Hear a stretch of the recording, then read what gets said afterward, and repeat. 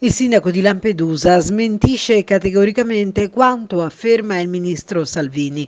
I numeri dei migranti in arrivo non sono affatto in calo e a Lampedusa nel 2018 sono stati registrati un maggior numero di sbarchi rispetto al 2017, anche se con un minore numero di extracomunitari giunti sulle Pelagie.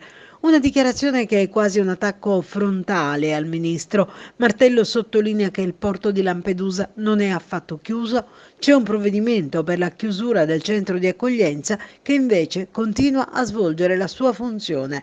Qualche giorno fa, sottolinea Martello, la Guardia Costiera ha soccorso 68 extracomunitari ed altri 13 tunisini sono arrivati su una barca. Tutti quanti si trovano ora nel centro di accoglienza dell'unica ala agibile dopo i danni subiti da vari incendi. Il sindaco di Lampedusa già nei giorni scorsi aveva sollecitato maggiore attenzione da parte del ministro dell'Interno, denunciando Lampedusa è stata cancellata dall'agenda politica e anche dalla geografia politica per quanto riguarda il problema dell'immigrazione. Lampedusa, concludeva, per il ministro dell'Interno non esiste.